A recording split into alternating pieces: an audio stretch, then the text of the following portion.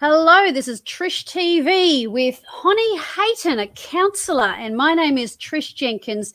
Well, mental health is a workplace issue as well as a personal issue. It doesn't mean you're loopy. There are reasons why talking to someone and talking to a professional can actually help. And so I was referred to Honni, not by my doctor, but by someone on LinkedIn when I said I focus on resilience. So with resilience, that your mental health, prevention is better than cure, building your resilience. But also there are times in your life that you need to see someone, you need to talk to someone. And, speaking to a professional, my goodness, a professional is someone who actually has been trained.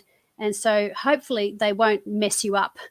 So, Honni, I'd love to say welcome and hi, and tell us a bit about yourself, please. Oh, hi, Trish, and thank you so much for having me on today. It's really real pleasure to be here chatting with you and your audience.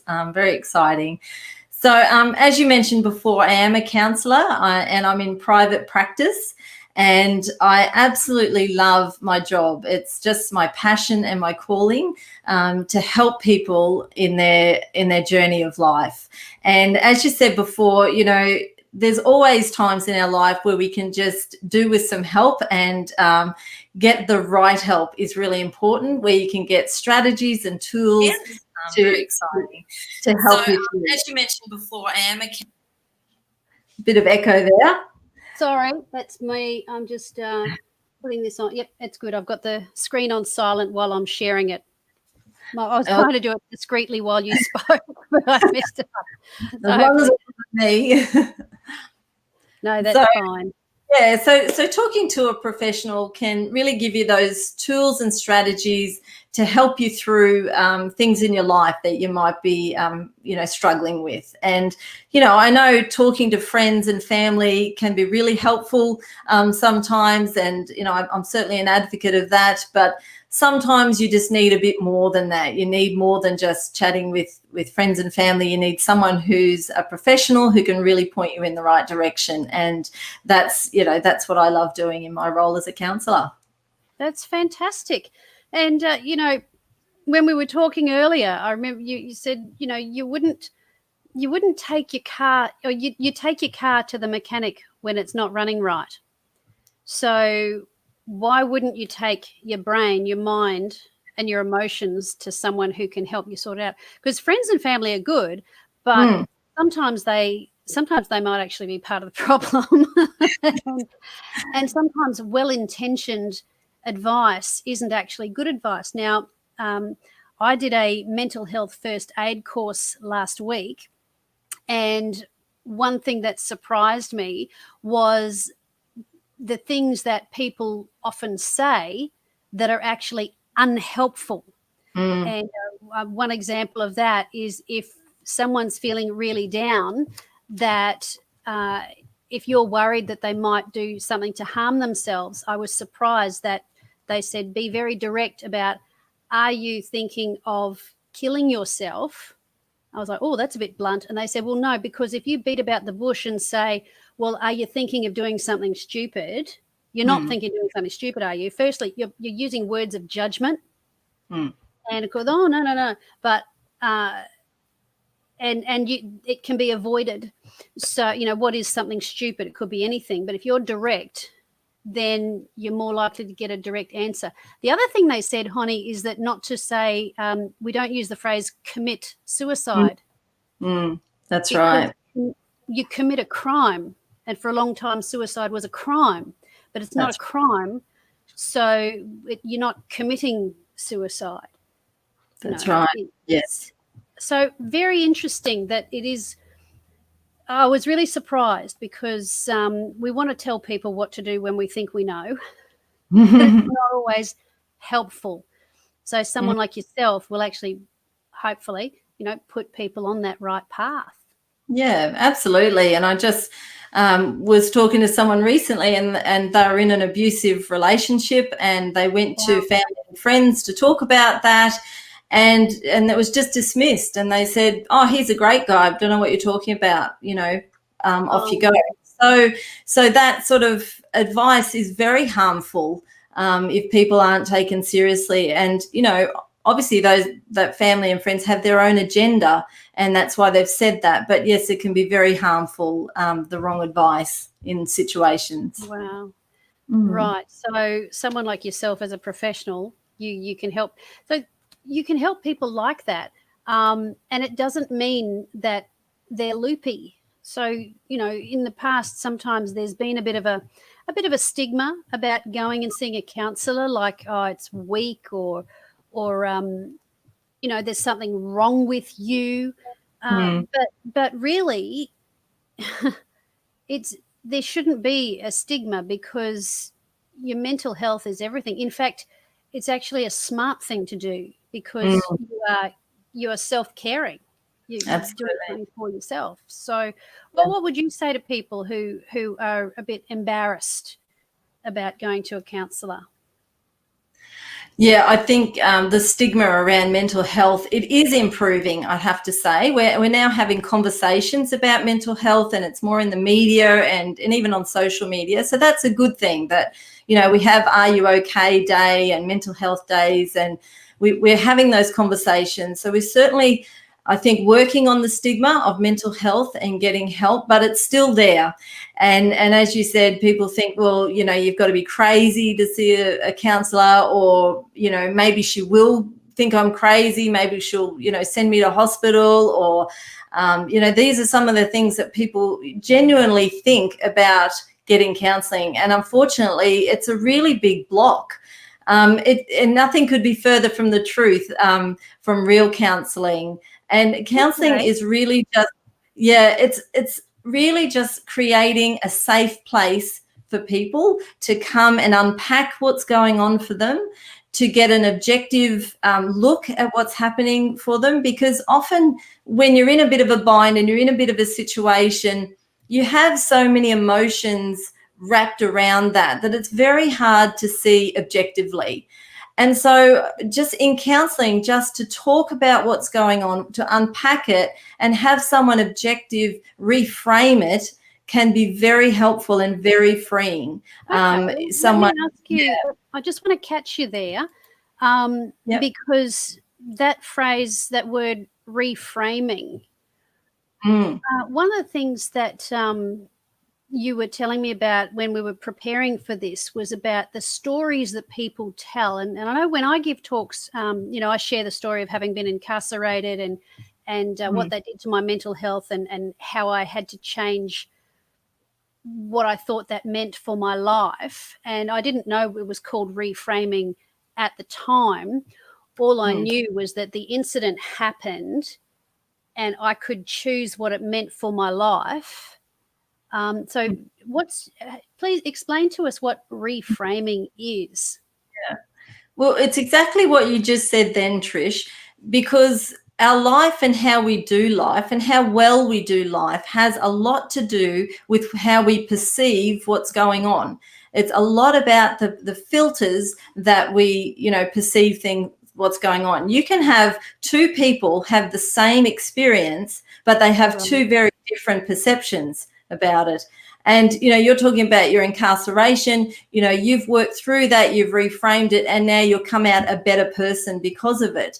If you hadn't reframed that, if you hadn't taken that perspective, it could have been very detrimental to you for the rest of your life. You could have carried that around as a huge weight for the rest of your life. So you've obviously done some really good work there to process and reframe what's happened to you, and now you're using that for good for you. So that's a lot of what we do in counselling, is helping people to reframe and have a new perspective on things.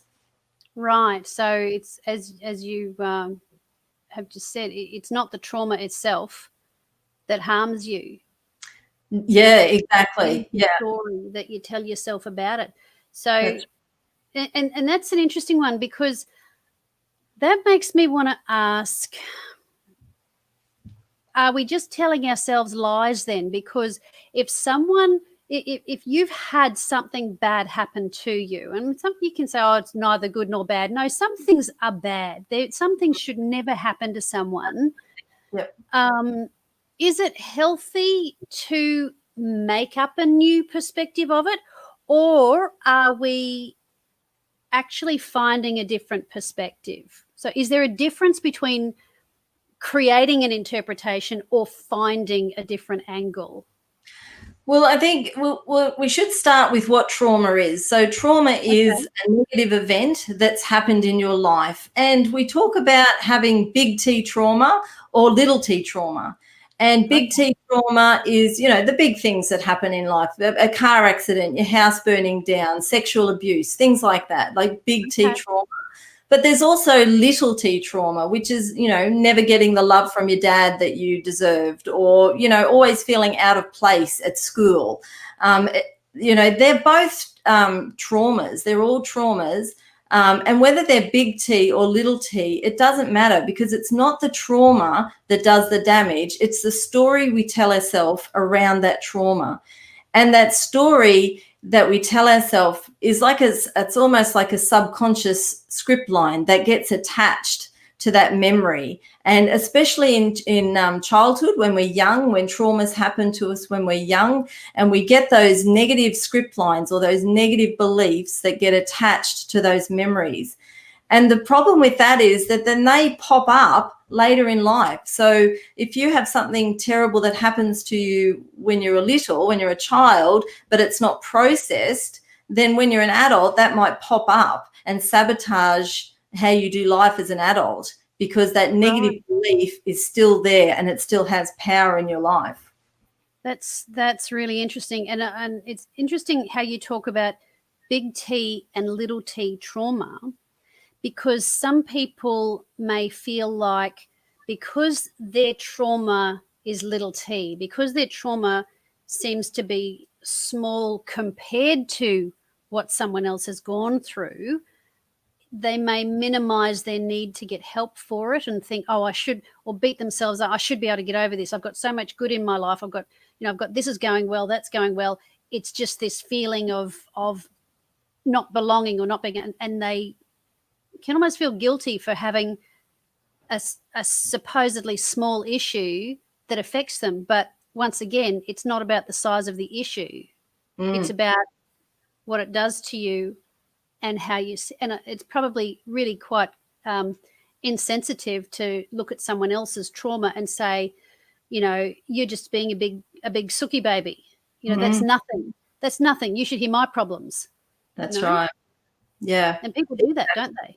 Oh, they do. And they like you said, they downplay what's happened to them, and they say it's not really a big deal. Look what other people have gone through. It's not about comparing traumas. It's not about that. It's about, how are you doing life? Are you living your best life?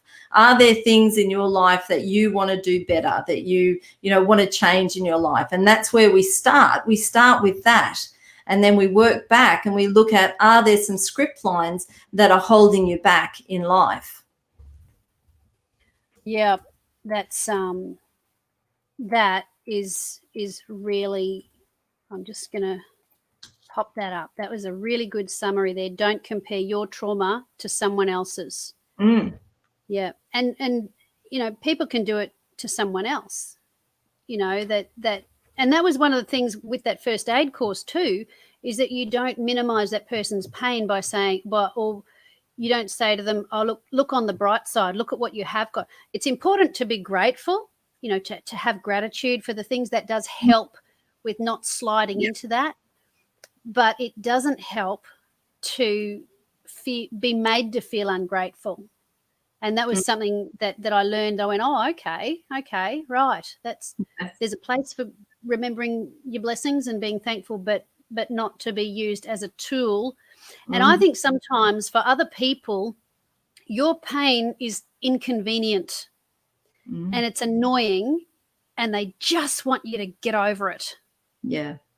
So what do we do when is there an answer for people? I mean, obviously you don't always realize when you share with someone that that's what they're going to do, or that they'll use it against you later because they're just as messed up. And that can often happen. That happens in churches. It can happen in the workplace. It can happen in families. What do you do when you find yourself in that kind of a situation? I think the first aid courses, the mental health first aid course that you're mentioning, I think they are fantastic, that more and more members of the community are doing those courses. And they're very basic. They start from the beginning, but it's all good information, just like you're, talking about today. And it just has some of those fundamentals about how to help someone who's in crisis. Things like not minimizing what they're going through, or not just casting it aside, or giving your advice and telling them what to do. Really, the best thing you can do for someone who's in a crisis, who's not doing well, is to listen to them, and to actively listen, and not just butt in with what you want to talk about, or your agenda, or how bad things are for you. But just listening to someone is really amazing. It validates the person, helps them to feel that they've been heard and validated, and that's really important. And I think that's one of the big things that comes out of the mental health first aid course, is just listening to someone in need. Yep. Listen without interrupting. And another thing that they said in the course, when you're listening, and that you've just said, don't say your trauma, compare it to your trauma, but don't even make it about you, that, oh yeah, that's like when I was 6, or when I was at uni and that happened to me, so I did. You'd think that would be helpful, but actually you're just making it about you.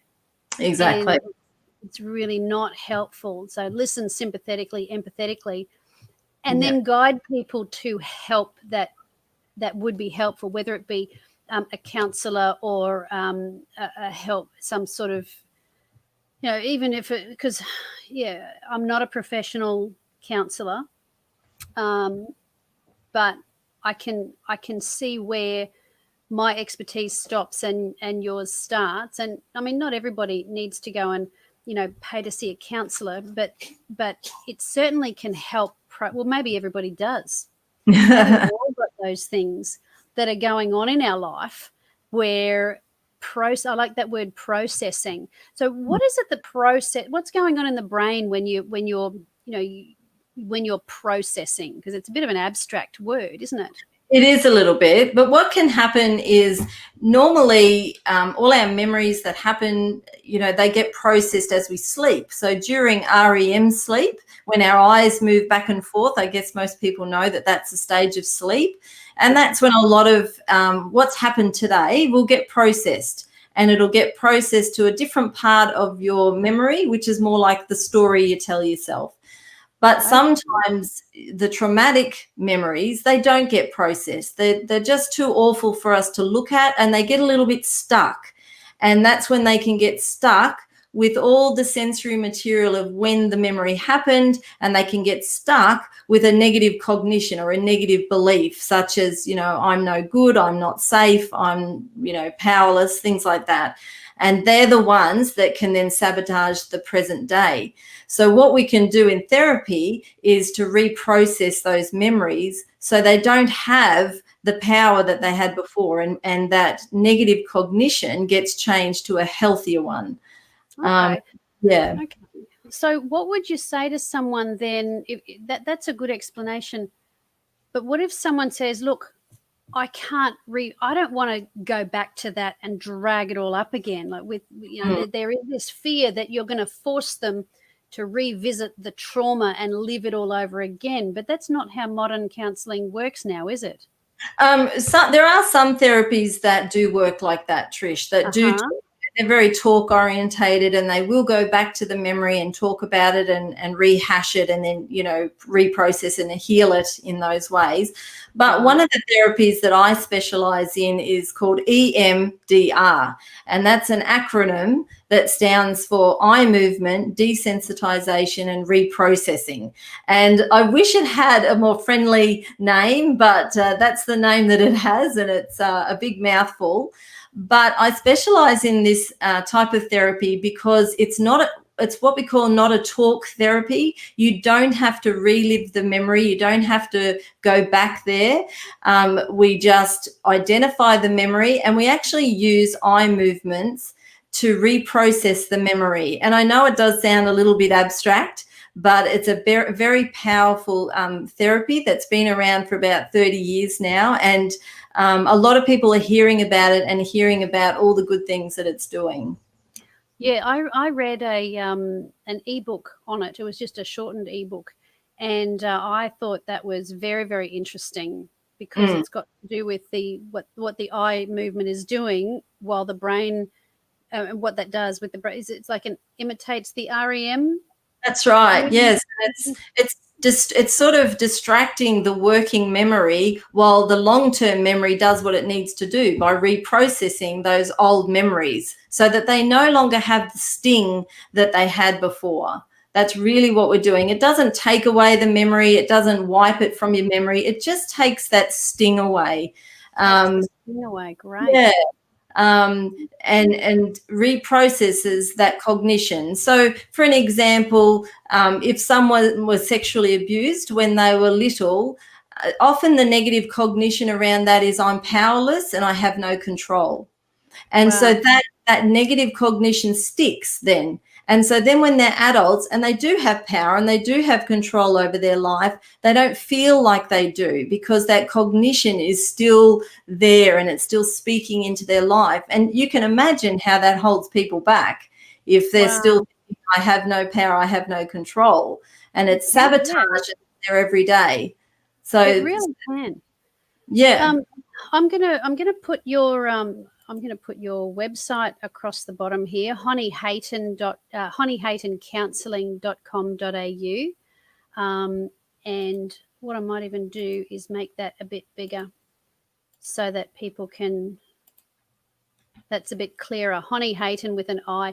Now, if you're watching and you'd like to make a comment, I'd love to have you contribute, and feel free to like and share and comment. And if you're on, we're on LinkedIn, we are on Facebook, we're on my professional page of Facebook, plus it's streaming to my personal page, and it is also going live to YouTube. So that's where you will find this recording afterwards if you'd like it. Yeah, and if there's someone that you want to message about this and get them to have a listen to, you feel free to forward them the link as well. But yeah, if you'd like to give us a like and share a comment, that's fine too. We'd love to hear from you. Right. So, Honni, what I want to do now is share your website, which is here. So this is, okay, we were looking at this before. So your homepage, honnyhaytoncounselling.com.au. That's where you can find her and learn a lot more about what Honni does and who she helps, especially these days, because COVID is triggering a lot of people with it all. Thank you, Darcy. I'm so glad that you're on and you're enjoying the show. That's great. I think it really is relevant to the workplace, mental health, because it does affect people's productivity, doesn't it? It just does. Absolutely. Thanks for that, Darcy. It's good to know. I'm glad you're enjoying it. And I'm going to shift over to in services on your website, and you scroll down, you can see that there's a number of therapies, and EMDR therapy, you can read a little bit more about eye movement desensitization and reprocessing. Eye movement. Yep. But it's good. Eye movement, desensitization and reprocessing. So that can really help people. So it's particularly good for PTSD. I'm reading this: anxiety, depression, substance abuse. Wow. Eating disorders and low self-esteem. I think you've pretty well got the big ones covered there, Honni.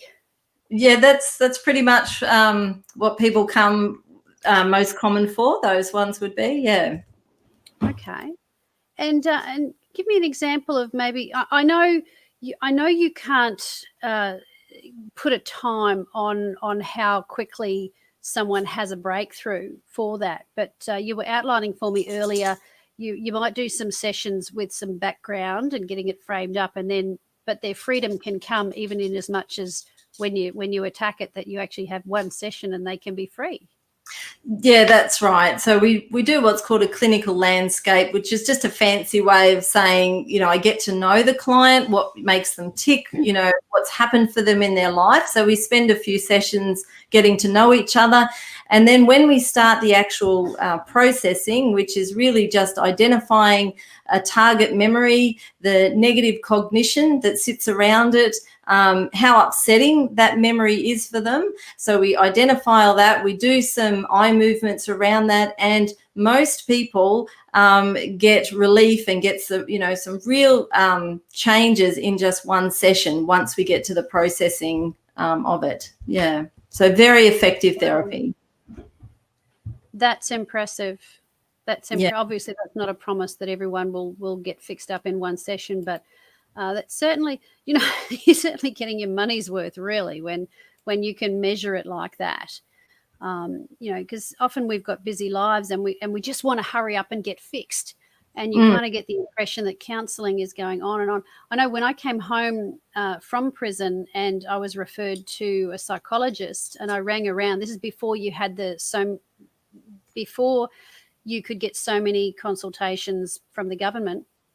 I rang around and I said, well, when can I? She said, I'm booked out at the moment. I said, well, when do you expect to be freed up? And she said, well, it's hard to say. I don't know when people are going to be. Could be. They just go on. And I'm thinking, if people aren't finishing getting counselling, you're not really fixing them. You're not really helping them that much if they keep coming. And I was a bit cynical at the time. I thought, you're making money off people's misery and not fixing them. But if you gave them keys to actually help them, that's how I was thinking at the time. But whether that's right or wrong, I guess some people it takes a while and that's their lifeline. And I know I didn't want to leave my counsellor when it was time with the psychologist. He said, Trish, you don't need me anymore. I went, oh, yes, I do.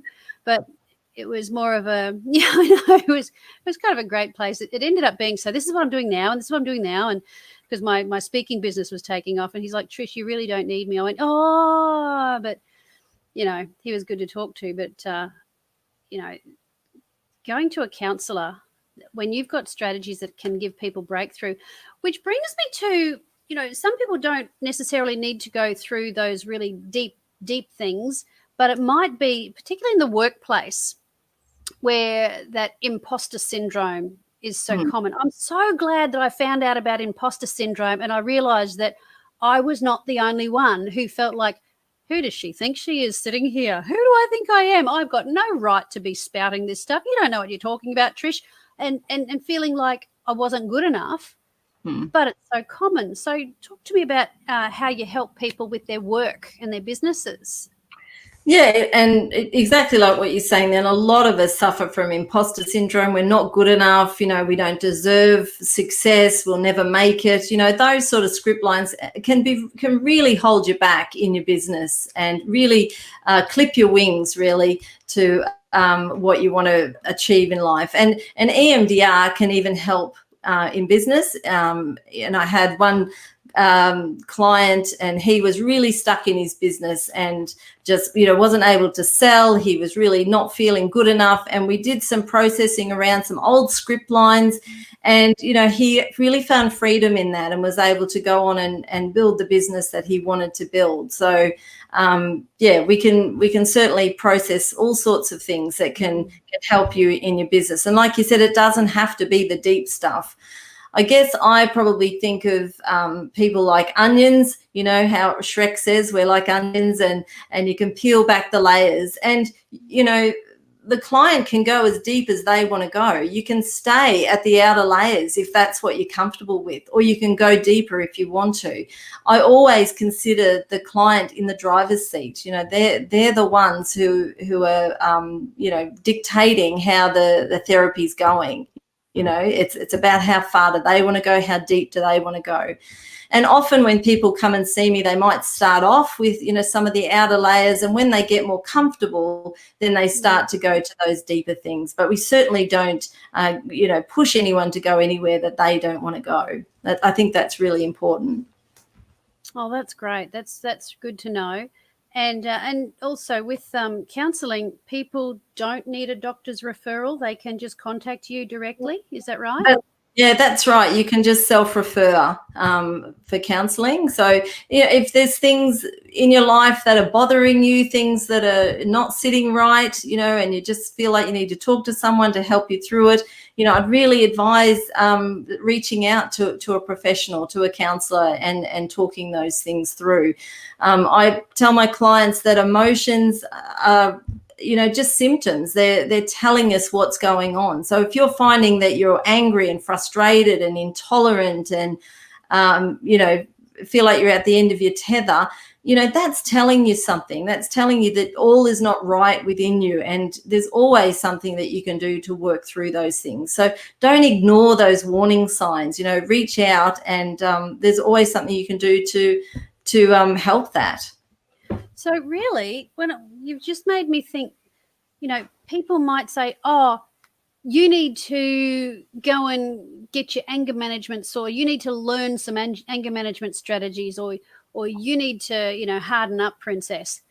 And really, the anger is not what they need to master.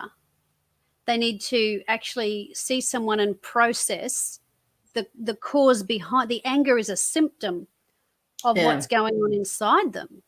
Exactly. So and beating themselves up and saying, oh, why does it always get angry when someone does this or when this happens? And that's their go-to. And yeah, they might have learned that behavior from, that's how their parents did it, but it's actually also something inside that they can reprogram and reframe by talking to someone like yourself. So you're not treating the symptoms, you're getting a bit deeper in there. That's exactly.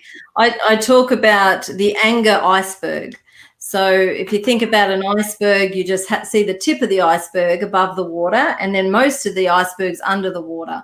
So anger is like that. So anger sits above the water. That's the emotion you see. That's the explosion, the behavior, the attitude, the things we say. So we see the anger. That's the part that sits above the water. But underneath is what's driving that anger. And that's where things like, pain and hurt and rejection and, bitterness, fear, exactly. All those emotions sit under the anger. Anger is a really important emotion, and it's what we call a go away emotion. It tells people to back off. It really keeps you safe. It's saying, well, I'm feeling really unsafe here, so go away. And it has huge consequences for people, because when we're angry, we do and say things that hurt other people. And so it has big consequences. But like you said, we want to look below that. What's causing that anger? What's making you feel like that? What are you frightened of? What are you feeling? What pain have you got? We can work with that, and we can unpack what's going on. And then the anger will dissipate when you work with the underneath stuff. That's so helpful to know, because people can beat themselves up so badly for either losing their temper or they feel totally squashed because they're holding it in. So, for example, two places I can think of. People get away with it at home because other people can't see what's going on. But I'm thinking there are two places where you feel like, I have to pretend everything's okay. One is the workplace, because you can't go having outbursts of anger in the workplace. You'll be called out on it, or you'll lose your staff. Or, some workplaces you can get away with it for a while, but that's called bullying. So you might actually be a bully without realizing it, and you just think everyone else are idiots, and that's why they just won't do what you've said. And maybe you need to communicate a bit better, but deal with that anger. The other place is in my culture, in church. If you've been brought up in a Christian environment, you're kind of told that that it's wrong to be angry. Now, that's not actually scriptural, because we can be angry, but we're not supposed to do things with it. But that can actually be very repressive if we don't have a way to process that, or if you've been brought up in a home where children are to be seen and not heard, or if it's a home where women don't have a voice, or you haven't been given a voice and you're not allowed to express, you're being mistreated, but you're not able to respond, so you have to repress it. Mm. So it's just so interesting that, particularly in the workplace, where you might feel the injustice or the perceived injustice of maybe there's a manager who favors other people, or you feel like you're the one always being targeted, or if you are a manager, you can feel like you're getting kicked from above and kicked from below, Mm. and you can feel that stress and frustration. Yeah. So, I would suggest that speaking to someone like yourself, and then it triggers those things that come up from your past. So I can see great value in coming to talk with someone like you, not just about, people think they're going to, oh, how do I handle these difficult people at work? Well, perhaps some of that difficulty has roots in what is inside you that isn't coping, or you don't have the processing power to, and that's why it's so much more harmful. Yes, they need to change, but you can't change them. Mm. You can improve your communication skills, but if the anger and the emotion is still there, even if you have carefully chosen words, the attitude is still going to come through. Mm. Yeah, and many people are in what you've just described as toxic workplaces. Many people are spending 8 hours a day in very toxic environments, and they take their toll on people. And I don't think people realize the physical and the psychological stress that your body is under when you're going to a toxic work environment day after day. And like you said, experiencing workplace, bullying from peers or management or whatever. It can have long-term consequences psychologically and physically when you expose yourself to that sort of stress, and it can be very harmful. Yeah. If you are sitting in your car waiting to go into your job, and you're sitting there feeling sick at the prospect of going in, but you have to, and you're just trying to psych yourself up to go in, you need to go and see a counsellor and get some help with that. Because yes, the problem might be in the environment, but that sick, stressed, worried feeling is inside you. And you need to get some help with dealing with that. And when you're working from home, you may still have that feeling just going into your office where your computer is. And then it's hard to turn off because you're at home. People are actually, studies are showing that people are actually working longer hours from home because it's right there. And there's no walking away from it because it's home. At least when you leave a job, you drive home or you come home and you're in a different environment. So Absolutely. have you got some strategies, particularly for those who maybe are working from home, or maybe they're at work, but maybe one or two things people can do if they can't come in and see you straight away, perhaps what they could do in the meantime that might be help with their self-care and processing these things, or in preparation? Yeah, absolutely. And it's interesting that you mentioned self-care, because I'm a huge self-care advocate. And people don't actually understand what self-care is. They think that it's getting a pedicure and a facial. And yes, those things are lovely. I love doing that myself, but that's not essentially self-care. And self-care is looking after yourself holistically in all areas of your life. And if we're not doing that, think of it like this. If you've got a car, you've got a fuel tank on your car, you have to put petrol in that for your car to go.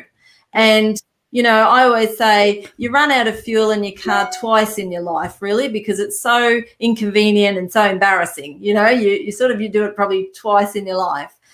Because we know that you just have to do it, whether you feel like you haven't got enough time or money, but you still make the effort to go and put in your fuel tank. Well, I want people to think about that they have an emotional fuel tank that's very similar to that. And when their emotional fuel tank is full, they can be resilient, they can do life well, they can handle what life throws at them. But when their emotional tank is empty, you just don't have anything to give. And, it makes sense. You've got nothing to give. You're just making withdrawals with no deposits. So I talk to people a lot about keeping their emotional fuel tank full and being very intentional on that. So if you've got a very toxic workplace that you're involved in, and you've got some of those things that Trish just mentioned about feeling sick and not wanting to go in, and your heart's racing, and you've got butterflies in your tummy, all those things are indicators that you're probably experiencing anxiety around your workplace. And if you keep exposing yourself to that day after day, it will take a huge toll on you, as I said, psychologically and physically. So you really need to listen to what your body's saying and not ignore it and say, okay, I need to do something here. Because if you don't, you run the risk of burnout. Burnout is a very real thing that happens, especially in the workplace. So having said all that, Trish, to fill your emotional tank, there's lots of things you can do, just practical things you can do. And when I talk to people, they feel like self-care is selfish, and they're like, oh, I haven't got time, or it's selfish. So I just really start out advocating to people, just do one thing every day that's just for you. Just one thing that's just for you that puts a little bit of fuel in your tank, and just start there, and I think everybody has time for one thing. And things like just going for a walk. Actually, going for a walk is one of the best self-care things you can do. Just going for a walk in the fresh air, take the dog, take your friend, but go for a walk. Right. Another thing is to chat to your friends, reach out, don't isolate. Find a trusted friend that you can have a conversation with. The other thing is get enough sleep. We're not getting enough sleep. We're staying up too late watching Netflix and being on social media, and then we're getting up early in the morning, and people just aren't getting enough sleep, and that's having a huge effect on their emotional well-being. So there's just three things. Just quickly, go for a walk, talk to a friend, and go to bed on time. Are just three things that you can start to do to fill that emotional tank. Yeah, and go to bed with your phone in another room so that you're not going to get onto that social media while you're there, because that just keeps you going. And my goodness, you don't need to be seeing that stuff just yet. That's right. Allocate some time and do that. That is great advice, Honni. That's just so helpful, and you have really helped take the stigma out of getting counselling. And so, if people want to get in touch with yourself, that they can go to your website, honnihaytoncounselling.com.au. You've got contact details there. So feel free, everybody, to do that. If you have enjoyed this presentation, this interview, please like, share, do those things, subscribe. This will be shown. This will also be the audio will go up as a podcast as well at Build Resilience with Trish Jenkins. Yep, that's what it's called. You can Google it and find that. That'll be going up in a little bit when I sort this out after the broadcast. And look, your mental health matters. The strongest prison bars are the ones in your head. And if you belong to a company that would like to have someone like myself, to come and speak to the staff as a keynote speaker or do workshops on building resilience, I will not counsel, but I will bring those principles to bear to help strengthen you in the meantime. Now, when you're not doing so, there's keynoting workshops to build resilience and overcome fear and those things. But for things that need proper counselling, then I recommend that you get in with Honni or someone else if you want. But it's really, really important to self-care and do these things. And feel free to watch this again and take some notes on some of the tips that you've got. But I'm very interested in that EMDR therapy. I'm a bit curious to maybe have a crack at that. And yeah, I might have one or two issues that need processing still every now and again that come up. But we'll see how we go. All right. Well, take care, everybody. Bless you heaps and have a really brilliant afternoon. Be productive, but make sure you take care of you. All right. All right, everybody. Thanks so much. Okay. Bye. Bye.